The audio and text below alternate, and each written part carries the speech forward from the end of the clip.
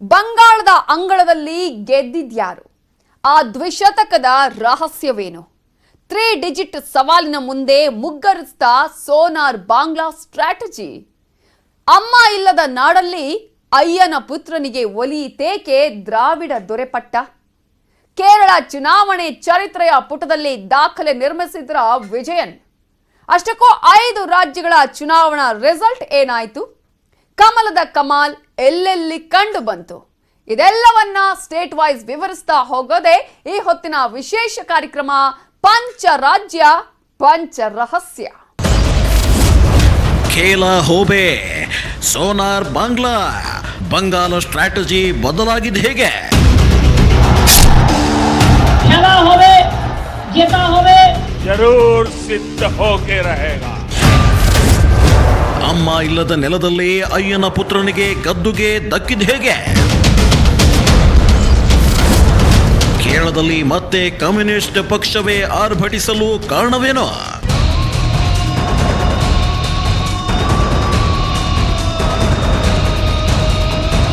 ಹೊರಬಿದ್ದಿದೆ ಪಂಚರಾಜ್ಯಗಳ ಪರಮ ಕುತೂಹಲಕಾರಿ ಫಲಿತಾಂಶ ಹೊರಬಿದ್ದಿದೆ.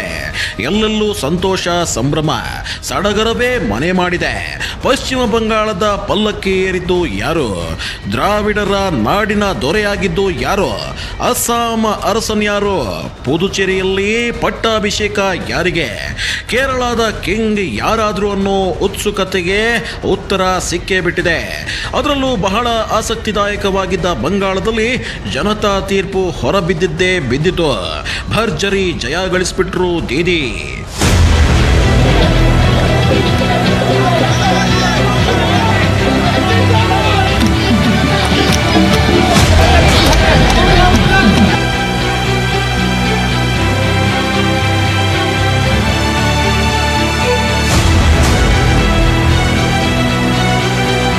ಅದೇನು ನಲಿದಾಟ, ಅದೆಂಥ ವೈಭವ, ಅದೆಷ್ಟು ವಿಜೃಂಭಣೆ!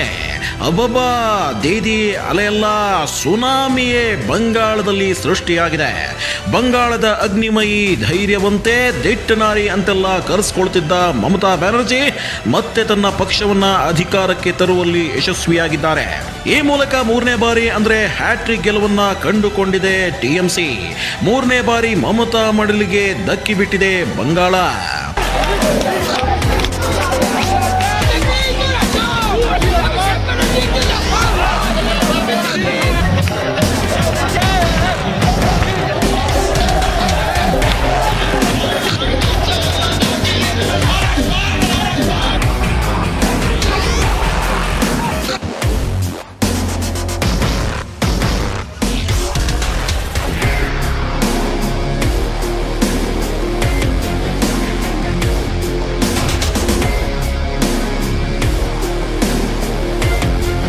ಹೌದು, ಟಿಎಂಸಿ ಪಕ್ಷ 2011ರ ಎಲೆಕ್ಷನ್ ಅಲ್ಲೂ ಗೆದ್ದಿತ್ತು. 2016ರ ಚುನಾವಣೆಯಲ್ಲೂ ಜಯಶಾಲಿಯಾಗಿತ್ತು. ಇದೀಗ 2021ರ ಚುನಾವಣೆಯಲ್ಲೂ ಜಯಬೇರಿ ಬಾರಿಸಿದೆ. ಅದು ದೊಡ್ಡ ಮಟ್ಟದಲ್ಲಿ ದೀದಿ ಪಕ್ಷ ದ್ವಿಶತಕ ಬಾರಿಸಿದೆ. ಈ ಹಿಂದಿನ ಎಲೆಕ್ಷನ್ಗಳಲ್ಲಿ 180ಕ್ಕೂ ಅಧಿಕ ಕ್ಷೇತ್ರಗಳನ್ನ ಗೆದ್ದು ಬೀಗಿದ್ದ ದೀದಿ ಪಕ್ಷ ಈ ಸಲ 200ರ ಗಡಿ ದಾಟಿ ಭರ್ಜರಿ ಗೆಲುವು ಸಾಧಿಸಿದೆ. ಹೇಳಬೇಕು ಅಂದ್ರೆ ಮಮತಾ ಬ್ಯಾನರ್ಜಿ ಪಕ್ಷ ಈ ಮಟ್ಟಕ್ಕೆ ಜಯ ಸಾಧಿಸುತ್ತೆ ಅಂತ ಯಾವ ಸಮೀಕ್ಷೆಗಳು ಹೇಳಿರಲಿಲ್ಲ. ಜಿದ್ದಾಜಿದ್ದಿನ ಸಮರದಲ್ಲಿ ಟಫ್ ಫೈಟ್ ಗೆದ್ದಿದ್ದು ಹೇಗೆ ದೀದಿ? ಪ್ರಿಯ ವೀಕ್ಷಕರೇ, ನಿಮಗೆಲ್ಲ ಗೊತ್ತೇ ಇದೆ, ಬಂಗಾಳ ಅಂದ್ರೆ ಟಿಎಂಸಿ ವರ್ಸಸ್ ಬಿಜೆಪಿ ಫೈಟ್ ಇತ್ತು ಅನ್ನೋದು.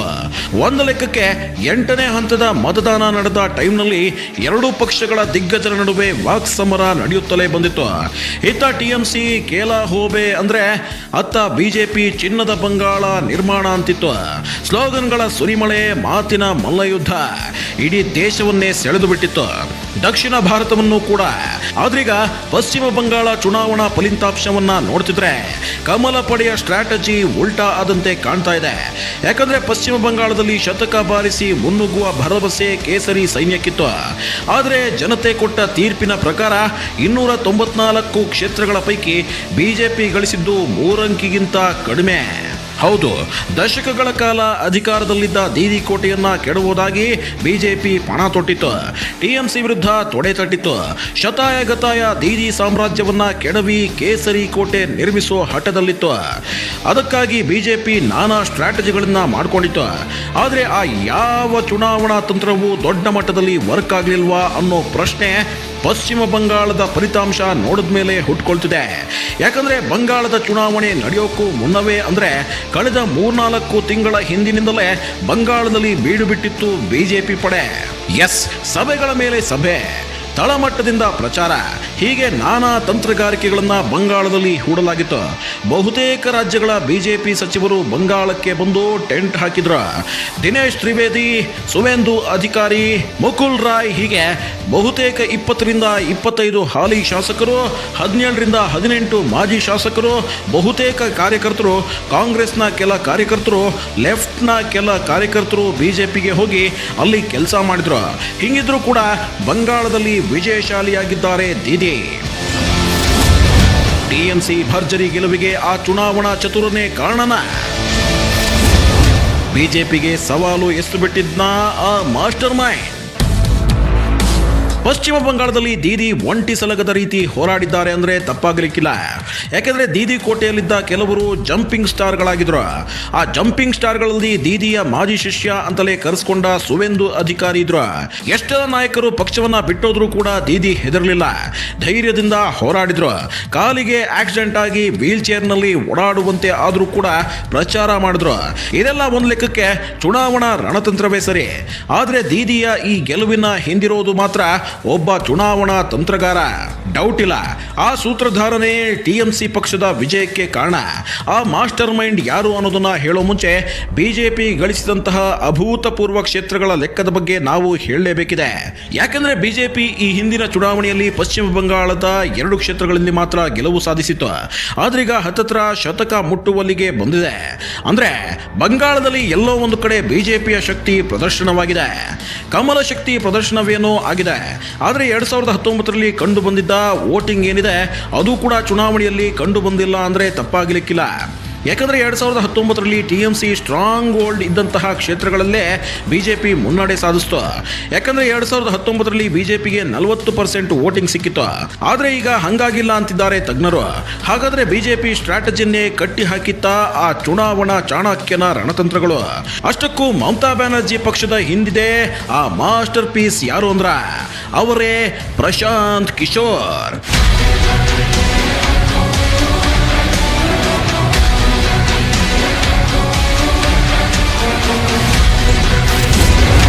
ಯಾರು ಈ ಪ್ರಶಾಂತ್ ಕಿಶೋರ್? ಬಿಜೆಪಿ ಪಾಳ್ಯದ ಚುನಾವಣಾ ರಣನೀತಿಗಾರ ಅಮಿತ್ ಶಾ ಆದರೆ ಟಿಎಂಸಿ ಪಾಳ್ಯದ ಚುನಾವಣಾ ರಣನೀತಿಗಾರ ಎನಿಸಿಕೊಂಡಿದ್ದಾರೆ ಪ್ರಶಾಂತ್ ಕಿಶೋರ್. ಈ ಹಿಂದೆ ಮೋದಿ ಆಹ್ವಾನ ಮಾಡಿದ್ರಿಂದ ಪ್ರಶಾಂತ್ ಕಿಶೋರ್ ಅಮೆರಿಕಾದಿಂದ ಭಾರತಕ್ಕೆ ಬಂದಿದ್ರು. ನಂತರ ಮೋದಿಯ ಖಾಯಂ ಭಾಷಣ ಬರಹಗಾರರಾಗಿದ್ರು. ಆದ್ರೀಗ ಬಿಜೆಪಿ ವಿರುದ್ಧವೇ ನಿಂತು ದೀದಿ ಪಕ್ಷವನ್ನ ಗೆಲ್ಲಿಸಿದ್ದಾರೆ ಪ್ರಶಾಂತ್ ಕಿಶೋರ್. ಇತ್ತೀಚೆಗೆ ಪ್ರಶಾಂತ್ ಕಿಶೋರ್ ಬಂಗಾಳ ಚುನಾವಣಾ ತಂತ್ರಗಾರರಾದ ಟೈಮ್ನಲ್ಲಿ ಬಿಜೆಪಿ ಬಂಗಾಳದಲ್ಲಿ 3 ಅಂಕಿ ದಾಟಿದ್ದೇ ಆದರೆ ತಾವು ರಾಜಕೀಯ ನಿವೃತ್ತಿ ಪಡೆಯೋದಾಗಿ ಹೇಳಿದ್ರು. ಅದರಂತೆ ಬಿಜೆಪಿ 3 ಅಂಕಿ ದಾಟದೇ ಇರೋದೇ ಅಚ್ಚರಿ. ಇದಕ್ಕೆ ಕಾರಣ ಏನ್ ಗೊತ್ತಾ? ಪ್ರಾದೇಶಿಕ ನಾಯಕತ್ವ ಬೆಳವಣಿಗೆಗೆ ಬಿಜೆಪಿ ಒತ್ತು ಕೊಡಬೇಕಿತ್ತು ಅನ್ನೋದು ಮತ್ತು ಕೊಟ್ಟಿಲ್ಲ ಅನ್ನೋದು. ಏನೇ ಹೇಳಿ ಪ್ರಶಾಂತ್ ಕಿಶೋರ್ ತಂತ್ರಗಾರಿಕೆ ಮುಂದೆ ಎದುರಾಳಿಗಳ ಆಟ ನಡೆದಿಲ್ಲ ಅನ್ನೋದು ಈ ಚುನಾವಣಾ ಫಲಿತಾಂಶದಿಂದ ಸ್ಪಷ್ಟವಾಗಿದೆ. ಮತ್ತು ಜನತಾ ತೀರ್ಪಿನ ಮೂಲಕ ದೊಡ್ಡ ಪ್ರಮಾಣದಲ್ಲಿ ಮಮತಾ ಗೆಲುವು ಸಾಧಿಸ್ತಾರೆ ಅಂತ ಯಾರೂ ಅಂದ್ಕೊಂಡಿರಲಿಲ್ಲ. ಹೀಗಾಗಿ ದೀದಿಯ ಈ ಹ್ಯಾಟ್ರಿಕ್ ಗೆಲುವು ದೊಡ್ಡ ಲ್ಯಾಂಡ್ ಸ್ಲೈಡ್ ವಿಕ್ಟರಿ ಆಗಿದೆ. ಟಿಎಂಸಿ ಮತ ಬ್ಯಾಂಕ್ ಛಿದ್ರವಾಗದಂತೆ ದೀದಿ ಪ್ಲಾನ್. ಎಸ್, ದೀದಿಗೆ ಚೆನ್ನಾಗಿ ಗೊತ್ತಿತ್ತು ಬಂಗಾಳವನ್ನ ಗೆಲ್ಲಬೇಕು ಅಂದ್ರೆ ಏನ್ ಮಾಡಬೇಕು ಅಂತ. ಅದರಲ್ಲೂ ಬಂಗಾಳದಲ್ಲಿ ನಿರ್ಣಾಯಕ ಪಾತ್ರ ವಹಿಸೋದೇ ಮುಸ್ಲಿಂ ಮತ್ತು ಬುಡಕಟ್ಟು ಜನಾಂಗದ ಮತ ಅನ್ನೋದನ್ನು ಅರಿತಿದ್ರು. ಹೀಗಾಗಿ ದೀದಿ ಮುಸ್ಲಿಂ ಮತಗಳನ್ನ ಹೊಡೆದು ಹೋಗದಂತೆ ನೋಡ್ಕೊಂಡ್ರ. ಹೌದು, ದೀದಿ ಆಡಳಿತಕ್ಕೆ ಬ್ರೇಕ್ ಹಾಕೋ ಗುರಿ ಇಟ್ಕೊಂಡು ಎದುರಾಳಿಗಳು ಮುಸ್ಲಿಂ ಮತಗಳನ್ನ ಛಿದ್ರಗೊಳಿಸುವ ಪ್ರಯತ್ನ ಮಾಡಿದ್ರು. ಆದರೆ ಅದು ದೀದಿ ಅಲೆ ಮುಂದೆ ನಡೆಯಲಿಲ್ಲ. ಇನ್ನು ದೀದಿ ಕೋಟೆಯಲ್ಲಿ ದೀದಿಯದ್ದೇ ಹವಾ ಅನ್ನೋದು ಸಾಬೀತಾಗ್ತಾನೆ ಬರ್ತಿದೆ. ಬಂಗಾಳ ಅಂದ್ರೆ ದೀದಿ, ದೀದಿ ಅಂದ್ರೆ ಬಂಗಾಳ, ಅದರಲ್ಲಿ ಯಾವುದೇ ಡೌಟ್ ಇಲ್ಲ ಅನ್ನೋದು ಸ್ಪಷ್ಟವಾಗಿದೆ. ಆದರೆ ಇಲ್ಲಿ ಗಮನಿಸಬೇಕಾದ ಅಂಶ ಏನಂದ್ರೆ ಟಿಎಂಸಿ ಭರ್ಜರಿ ಗೆಲುವು ಸಾಧಿಸಿದೆ. ಬಿಜೆಪಿ 3 ಅಂಕಿ ದಾಟದೇ ಇದ್ರೂ ದೊಡ್ಡ ಮಟ್ಟದಲ್ಲಿ ಹೆಚ್ಚಿನ ಕ್ಷೇತ್ರಗಳನ್ನ ತನ್ನದಾಗಿಸಿಕೊಂಡಿದೆ. ಆದರೆ ಇಲ್ಲಿ ಕಾಂಗ್ರೆಸ್ ಹಾಗೂ ಲೆಫ್ಟ್ಗೆ ಭಾರಿ ಹಿನ್ನಡೆಯಾಗಿದೆ. ಹಾಗಾದ್ರೆ ಕಾಂಗ್ರೆಸ್ ಹಾಗೂ ಕಮ್ಯುನಿಸ್ಟ್ ಪಕ್ಷ ಕಂಪ್ಲೀಟ್ ವಾಶೌಟ್ ಆದ ಹಾಗೇನಾ? ಪಶ್ಚಿಮ ಬಂಗಾಳದಲ್ಲಿ ಕಾಂಗ್ರೆಸ್ ಮತ್ತು ಲೆಫ್ಟ್ ಯುಗಾಂತ್ಯವಾದಂಗೇನಾ? ಹೌದು, ಒಂದ್ ಲೆಕ್ಕಕ್ಕೆ ಕಾಂಗ್ರೆಸ್ ಮತ್ತು ಲೆಫ್ಟ್ ಆಟ ನಡೆಯೋದು ಇನ್ನು ಮುಂದೆ ಡೌಟೇ. ಯಾಕಂದ್ರೆ ಈ ಎಲೆಕ್ಷನ್ ನಲ್ಲೇ ಗಮನಿಸಿದ ಹಾಗೆ ತೃಣಮೂಲ ಕಾಂಗ್ರೆಸ್ ವರ್ಸಸ್ ಬಿಜೆಪಿ ಅನ್ನೋ ವಾರಿತ್ತು. ಇದು ಮುಂದೆ ಕೂಡ ಮುಂದುವರಿಯುತ್ತಾ ಅನ್ನೋ ಪ್ರಶ್ನೆ ಕಾಡ್ತಿದೆ. ಹೀಗಾಗಿ ಕಾಂಗ್ರೆಸ್ ಮತ್ತು ಲೆಫ್ಟ್ ಬಂಗಾಳದಲ್ಲಿ ಮರೆಯಾಗುವ ಸಾಧ್ಯತೆ ಇದೆ. ಆದರೆ ಬಿಜೆಪಿ ಮೊದಲ ಬಾರಿಗೆ ದೊಡ್ಡ ಮಟ್ಟದಲ್ಲಿ ಕ್ಷೇತ್ರಗಳನ್ನ ತನ್ನ ತೆಕ್ಕೆಗೆ ತೆಗೆದುಕೊಂಡಿದೆ. ಬಂಗಾಳದ ಚುನಾವಣಾ ಇತಿಹಾಸದಲ್ಲೇ ಮೊದಲ ಬಾರಿಗೆ ಕೇಸರಿ ಬಾವುಟದ ಹಾರಾಟ ದೊಡ್ಡ ಮಟ್ಟದಲ್ಲಿ ಬಂಗಾಳದಲ್ಲಿ ಕಂಡುಬಂದಿದೆ.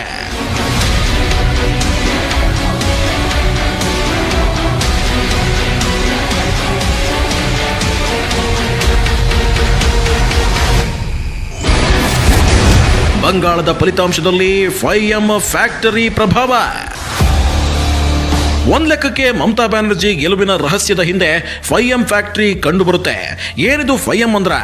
ಬಂಗಾಳ ಚುನಾವಣೆಯಲ್ಲಿ ಬಿಜೆಪಿ ಕಡೆ ಇದ್ದ ಎಂ ಅಂದ್ರೆ ಅದು ಮೋದಿ, ಆದ್ರೆ ಮಮತಾ ಕಡೆ ಇದ್ದ ಎಂ ಫ್ಯಾಕ್ಟರಿ ಬಂದು ಮುಸ್ಲಿಮರ ಮತ, ಮಹಿಳೆಯರ ಮತ, ಮಟುವ ಸಮುದಾಯದ ಮತ, ಜೊತೆಗೆ ಮಮತಾ ದೀದಿ ವರ್ಚಸ್ಸು. ಹೌದು, ಬಂಗಾಳದಲ್ಲಿ ಮಟುವ ಅನ್ನೋ ಸಮುದಾಯದ ಮತ ಏನಿದೆ ಅದು 30 ಲಕ್ಷವಿತ್ತು. ಆ 30 ಲಕ್ಷ ಮತದಾರರ ಮೇಲೆ ದೀದಿ ಫೋಕಸ್ ಆಗಿದ್ರು. ಅವರೆಲ್ಲ ಬಂಗಾಳದಿಂದ ವಲಸೆ ಬಂದ ಬುಡಕಟ್ಟು ಸಮುದಾಯದವರು. ಅವರ ಮತವೇ ನಿರ್ಣಾಯಕವಾಗಿತ್ತು. ಇನ್ನು ಮುಸ್ಲಿಂ ಮತ 46% ಇರೋ ಕಾರಣ ಅದು ಕೂಡ ಇಲ್ಲಿ ದೀದಿ ಕೈ ಹಿಡಿದಿರೋದು ಪಕ್ಕಾ ಆಗಿದೆ. ಇನ್ನು ದೀದಿ ಹವಾ ಜೊತೆಗೆ ಬಂಗಾಳದಲ್ಲಿ ಮಹಿಳಾ ಮತದಾರರೇ ನಿರ್ಣಾಯಕವಾಗಿದ್ದು ಅವರು ಕೂಡ ದೀದಿಗೆ ಜೈ ಎಂದಿದ್ದಾರೆ.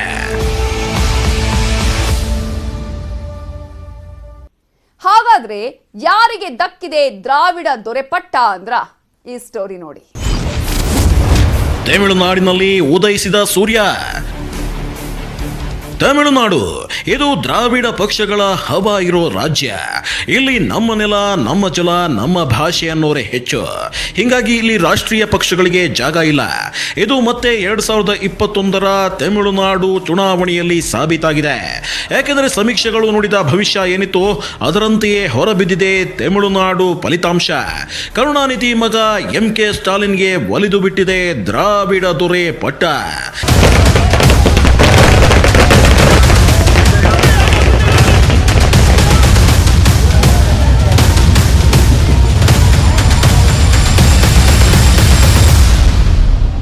ಎಸ್, AIADMK ಅಂದ್ರೆ ಅಮ್ಮ, ಅಮ್ಮ ಅಂದ್ರೆ AIADMK ಅಂತಿದ್ರು ಜನ, DMK ಅಂದ್ರೆ ಅಯ್ಯ ಅಂದ್ರೆ DMK ಅಂತಿದ್ರು ಮಕ್ಕಳು. ಯಾಕಂದ್ರೆ ಆ ಮಟ್ಟಿಗೆ ಜಯಲಲಿತಾ ಮತ್ತು ಕರುಣಾನಿಧಿ ನಡುವೆ ಬೆಂಕಿ ಬಿರುಗಾಳಿ ರಾಜಕೀಯವಿತ್ತು. ಒಮ್ಮೆ DMK ಅಧಿಕಾರಕ್ಕೇರಿದ್ರೆ ಮತ್ತೊಮ್ಮೆ AIADMK ಅಧಿಕಾರಕ್ಕೇರ್ತಿತ್ತು. ಈ ಎರಡು ಪಕ್ಷಗಳ ಜಿದ್ದಿನ ಫೈಟ್ ದೇಶವನ್ನೇ ಸೆಳೆದು ಬಿಟ್ಟಿತ್ತು. ಆದ್ರೀಗ ಜಯಲಲಿತಾ ಕೂಡ ಇಲ್ಲ, ಕರುಣಾನಿಧಿ ಕೂಡ ಇಲ್ಲ. ಹೀಗಾಗಿ ಎಲ್ಲರ ಕುತೂಹಲಕ್ಕೆ ಕಾರಣವಾಗಿತ್ತು ತಮಿಳುನಾಡು ಚುನಾವಣೆ. ಇಂಥ ಕುತೂಹಲಕಾರಿ ಕದನದಲ್ಲಿ ಗೆದ್ದು ಬೀಗುತ್ತಿದ್ದಾರೆ ಕರುಣಾನಿಧಿಯ ಕನಸಿನ ರಾಜಕಾರಣಿ MK ಸ್ಟಾಲಿನ್. ಈಗಾಗಲೇ ಸ್ಟಾಲಿನ್ ಮುಖ್ಯಮಂತ್ರಿಯಾಗಿ ಪ್ರಮಾಣ ವಚನ ಸ್ವೀಕರಿಸಲು ಮುಹೂರ್ತ ಕೂಡ ಫಿಕ್ಸ್ ಆಗಿದೆ.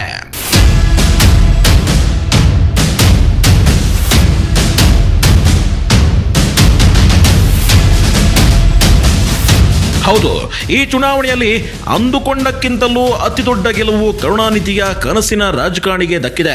ದ್ರಾವಿಡ ಸೂರ್ಯ ಅಂತಲೇ ಕರೆಸಿಕೊಳ್ಳುತ್ತಿದ್ದ ಕರುಣಾನಿಧಿ ಮಗ MK ಸ್ಟಾಲಿನ್ ವಿಜಯಶಾಲಿಯಾಗಿದ್ದಾರೆ. DMK ಪಕ್ಷ ಶತಕ ಬಾರಿಸಿ ಮುನ್ನುಗ್ಗಿದ್ದು ಅಭೂತಪೂರ್ವ ಗೆಲುವು ಸಾಧಿಸಿಕೊಂಡಿದೆ. ಹಾಗಂದ ಮಾತ್ರಕ್ಕೆ ಎಐಎಡಿಎಂಕೆ ಸರಿಯಾಗಿ ಪರ್ಫಾರ್ಮೆನ್ಸ್ ಮಾಡಿಲ್ಲ ಅಂತೇನಿಲ್ಲ. ಎಐಎಡಿಎಂಕೆ ಕೂಡ ದೊಡ್ಡ ಮಟ್ಟದಲ್ಲೇ ಕ್ಷೇತ್ರಗಳನ್ನ ಗೆದ್ದುಕೊಂಡಿದೆ. ಆದರೆ ಮ್ಯಾಜಿಕ್ ನಂಬರ್ ದಾಟಿ ದಾಖಲೆ ಸೃಷ್ಟಿಸಿದ್ದು ಮಾತ್ರ ಡಿಎಂಕೆ. ಬಿಜೆಪಿ ತಮಿಳುನಾಡಿನ 20 ಕ್ಷೇತ್ರಗಳಲ್ಲಿ ಸ್ಪರ್ಧಿಸಿತ್ತು. ಅದರಲ್ಲಿ 5 ಕ್ಷೇತ್ರಗಳಲ್ಲಿ ಗೆಲುವು ಸಾಧಿಸಿಕೊಂಡಿದೆ. ಇನ್ನು ಕಾಂಗ್ರೆಸ್ ತಮಿಳುನಾಡಿನಲ್ಲಿ 25 ಕ್ಷೇತ್ರದಲ್ಲಿ ಸ್ಪರ್ಧಿಸಿ 9 ಕ್ಷೇತ್ರ ಗೆದ್ದಿದೆ. ಅಷ್ಟಕ್ಕೂ ಎಐಎಡಿಎಂಕೆ ಎಡವಿದ್ದಲ್ಲಿ ಹೇಳಬೇಕು ಅಂದ್ರೆ ಡಿಎಂಕೆ ಆಹಾ ಓಹೋ ಅಂತೇಳುವ ಕೊಡುಗೆಗಳೇನು ಕೊಡ್ತೀನಿ ಅಂತ ಹೇಳಿರಲಿಲ್ಲ. ಆದರೂ ದ್ರಾವಿಡರು ಡಿಎಂಕೆಯನ್ನೇ ಗೆಲ್ಲಿಸಿದ್ದಾರೆ. ಯಾಕಂದ್ರೆ ಎಐಎಡಿಎಂಕೆ ಪಕ್ಷದಲ್ಲಿ ಪನ್ನೀರ್ ಮತ್ತು ಪಳನಿ ಮಧ್ಯೆ ಇದ್ದ ಹೊಂದಾಣಿಕೆ ಇಲ್ಲದೆ ಇರೋದನ್ನ ಜನ ಗಮನಿಸಿದ್ರು ಅಂತ ಹೇಳಲಾಗ್ತಿದೆ. ಏನು ಜಯಲಲಿತಾರಂತಹ ವರ್ಚಸ್ಸಿರೋ ನಾಯಕರು ಎಐಎಡಿಎಂಕೆಯಲ್ಲಿ ಇರಲಿಲ್ಲ. ಜೊತೆಗೆ ರಜನಿ ರಾಜಕೀಯದಿಂದ ದೂರ ಉಳಿದ್ರು. ಚಿನ್ನಮ್ಮ ಅಂತಲೇ ಕರೆಸಿಕೊಳ್ಳೋ ಶಶಿಕಲಾ ನಟರಾಜನ್ ಕೂಡ ರಾಜಕೀಯ ನಿವೃತ್ತಿ ಘೋಷಿಸಿದ್ರು. ಇದರ ಬೆನ್ನಲ್ಲೇ ಎಐಎಡಿಎಂಕೆ ಹಿಂದಿ ಏರಿಕೆ ಮಾಡ್ತಿದ್ದಾರೆ ಅಂತ ಹೇಳಿ ಡಿಎಂಕೆ ಪ್ರಚಾರ ನಡೆಸ್ತು. ಮೊದಲೇ ತಮ್ಮತನ ತಮ್ಮ ಭಾಷೆ ಅಂದ್ರೆ ಪ್ರಾಣನೇ ಬಿಡ್ತಾರೆ ದ್ರಾವಿಡರು.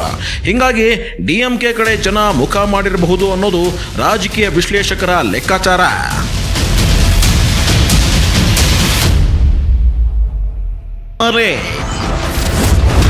ಎರಡು ಸಲ ಒಂದೇ ಪಕ್ಷ ಗದ್ದುಗೆಗೆ ಮಹಾ ಹಿಸ್ಟ್ರಿ. ಕೇರಳ ಚುನಾವಣಾ ಚರಿತ್ರೆಯ ಪುಟ ತೆಗೆದರೆ ಸಾಕು ಇಂಟ್ರೆಸ್ಟಿಂಗ್ ಮಾಹಿತಿ ಸಿಗುತ್ತೆ. ಆದ್ರೀಗ ಆ ಇಂಟ್ರೆಸ್ಟಿಂಗ್ ಮಾಹಿತಿಯನ್ನು ವೇಟ್ ಮಾಡಿದೆ ಈ 2021ರ ಕೇರಳ ಚುನಾವಣಾ ಫಲಿತಾಂಶ. ಯಾಕಂದ್ರೆ 2011ರಲ್ಲಿ ಉಮನ್ ಚಾಂಡಿ ಸಿಎಂ ಆಗಿದ್ರು. ಆದರೆ 2016ರಲ್ಲಿ ಕೇರಳಿಗರು LDF ಕೈ ಹಿಡಿದಿದ್ರು. ಆ ಮೂಲಕ ಪಿಣರಾಯಿ ವಿಜಯನ್ ಸಿಎಂ ಆಗಿದ್ರು. ಇದೀಗ 2021ರಲ್ಲೂ ಕೇರಳಿಗರು LDFಗೆ ಜೈಕಾರ ಹಾಕಿದ್ದು ಮತ್ತೆ ಗೆಲುವಿನ ಹೂಹಾರ ಹಾಕಿಸಿಕೊಂಡಿದ್ದಾರೆ ಪಿಣರಾಯಿ ವಿಜಯನ್. ಇಲ್ಲಿ ಬಿಜೆಪಿ 3 ಕ್ಷೇತ್ರಗಳನ್ನಷ್ಟೇ ಗೆದ್ದಿದ್ದು ಬಿಜೆಪಿಯ ಮೆಟ್ರೋ ಮ್ಯಾನ್ ಸ್ಟ್ರಾಟಜಿ ಅಷ್ಟೇನು ವರ್ಕ್ ಆಗದೆ ಹೋಗಿದೆ. ಬಿಜೆಪಿ ಇಲ್ಲಿ ಅಭೂತಪೂರ್ವ ಸಾಧನೆ ಸಾಧಿಸದೇ ಇರೋಕೆ ಕಾರಣ ಸ್ಥಳೀಯ ಮಟ್ಟದಲ್ಲಿ ಕಮಲ ಪಕ್ಷ ಸ್ಟ್ರಾಂಗ್ ಆಗಬೇಕಿದೆ. ಜೊತೆಗೆ ಪ್ರಾದೇಶಿಕ ಪಕ್ಷವಾಗಿದ್ದ UDF ಮತ್ತು LDF ಪಕ್ಷಗಳು ಬಲಿಷ್ಠವಾಗಿವೆ. ಭಾಷೆ, ನೆಲ, ಜಲ ಅನ್ನೋ ಅಭಿಮಾನ ಕೇರಳಿಗರಲ್ಲೂ ಇದೆ. ಹೀಗಾಗಿ ಇಲ್ಲಿ ಕೂಡ ರಾಷ್ಟ್ರೀಯ ಪಕ್ಷಕ್ಕೆ, ಅದರಲ್ಲೂ ಬಿಜೆಪಿಗೆ ಈ ಹಿಂದಿನಿಂದಲೂ ಸ್ಥಾನ ಸಿಕ್ಕಿದ್ದೇ ಕಡಿಮೆ. ಇನ್ನು ಪಿಣರಾಯಿ ವಿಜಯನ್ಗೆ 2ನೇ ಬಾರಿ ಭರ್ಜರಿ ಗೆಲುವು ಸಿಕ್ಕಿರೋದಕ್ಕೆ ಕಾರಣ ಏನ್ ಗೊತ್ತಾ? ಪಿಣರಾಯಿ ವಿಜಯನ್ ಸರ್ಕಾರದ ಸುತ್ತ ಗೋಲ್ಡ್ ಸ್ಮಗ್ಲಿಂಗ್ ಕೇಸ್ ಸುತ್ತಕೊಂಡ್ರು ಕೂಡ ವಿಜಯನ್ ಕೊರೋನಾ ಪರಿಸ್ಥಿತಿ ನಿರ್ವಹಿಸಿದ್ದು, ಅಯ್ಯಪ್ಪ ಸ್ವಾಮಿ ದೇಗುಲ ವಿವಾದವನ್ನ ಸಮರ್ಥವಾಗಿ ಎದುರಿಸಿದ್ದು ಪ್ಲಸ್ ಆಗಿದೆ. ಹಿಂಗಾಗಿ ಕೇರಳ ಚುನಾವಣಾ ಇತಿಹಾಸದಲ್ಲೇ ಒಂದೇ ಪಕ್ಷ ಬ್ಯಾಕ್ ಟು ಬ್ಯಾಕ್ ಅಧಿಕಾರಕ್ಕೇರಿದ್ದು ಇರಲಿಲ್ಲ. ಆದ್ರೀಗ ಪಿಣರಾಯಿ ವಿಜಯನ್ ವಿಜಯೋತ್ಸವದಿಂದ ದೇವರ ನಾಡಲ್ಲಿ ಹೊಸ ದಾಖಲೆ ಸೃಷ್ಟಿಯಾಗಿದೆ. ಅಸ್ಸಾಂನಲ್ಲಿ 2ನೇ ಬಾರಿಯೂ ಅರಳಿದ ಕಮಲ. ಚುನಾವಣೋತ್ತರ ಸಮೀಕ್ಷೆಗಳು ಅಸ್ಸಾಂನಲ್ಲಿ ಬಿಜೆಪಿಯ ಅಧಿಕಾರಕ್ಕೇರುತ್ತೆ ಅನ್ನೋ ಭವಿಷ್ಯ ನುಡಿದಿದ್ವ. ಅದರಂತೆಯೇ ಬಿಜೆಪಿ ಮತ್ತೆ ಅಸ್ಸಾಂನ ತನ್ನ ತೆಕ್ಕೆಗೆ ತೆಗೆದುಕೊಂಡಿದೆ. ರಾಹುಲ್ ಗಾಂಧಿ ಮತ್ತು ಪ್ರಿಯಾಂಕಾ ಗಾಂಧಿ ಬಿರುಸಿನ ಪ್ರಚಾರಕ್ಕೆ ಹಿನ್ನಡೆಯಾಗಿದೆ. ಯಾಕೆಂದ್ರೆ ಕಾಂಗ್ರೆಸ್ ಬಿಜೆಪಿಯನ್ನ ಶತಾಯಗತಾಯ ಸೋಲ್ಸೋಕೆ 6 ಪಕ್ಷಗಳ ಜೊತೆ ಕೈ ಜೋಡಿಸಿತ್ತು. ಅದರಲ್ಲೂ ಬದ್ರುದ್ದೀನ್ ಅಜ್ಮಲ್ ಜೊತೆ ಮೈತ್ರಿ ಮಾಡಿಕೊಂಡಿತ್ತು. ಹಿಂಗಾಗಿ ಒಂದ್ ವೇಳೆ ಕಾಂಗ್ರೆಸ್ ಅಧಿಕಾರಕ್ಕೆ ಬಂದ್ರೆ ನುಸುಳುಕೋರರ ಸಂಖ್ಯೆ ಹೆಚ್ಚುತ್ತೆ ಅಂತ ಬಿಜೆಪಿ ಪದೇ ಹೇಳ್ತಿತ್ತು. ಮೊದಲೇ ನಕ್ಸಲ್ ಪೀಡಿತ ರಾಜ್ಯ ಅಸ್ಸಾಂ.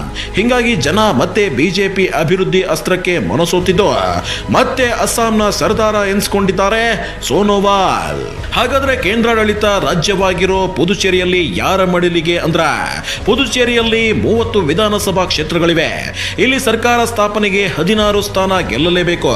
ಸದ್ಯಕ್ಕೆ ಪುದುಚೇರಿಯಲ್ಲಿ ಆಲ್ ಇಂಡಿಯಾ NR ಕಾಂಗ್ರೆಸ್ ಮತ್ತು ನ್ಯಾಷನಲ್ ಡೆಮಾಕ್ರೆಟಿಕ್ ಅಲಯನ್ಸ್ ಮೈತ್ರಿಕೂಟ ಅಂದ್ರೆ NDA ಮೈತ್ರಿ ಬಹುಮತ ಪಡೆದುಕೊಂಡಿದೆ.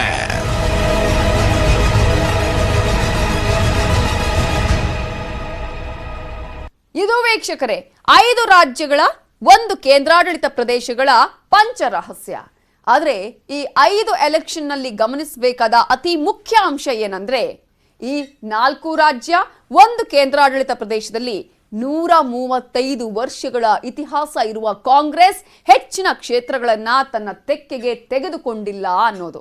ಇದನ್ನ ಕಂಡ ಕೆಲವರು ಕಾಂಗ್ರೆಸ್ ಕತೆ ಮುಂದೆ ಹೇಗೋ ಅಂದುಕೊಂಡಿದ್ದಂತೂ ಸುಳ್ಳಲ್ಲ ಅಂತ ಹೇಳ್ತಾ ಈ ಹೊತ್ತಿನ ಕಾರ್ಯಕ್ರಮವನ್ನ ಮುಗಿಸ್ತಾ ಇದ್ದೀವಿ.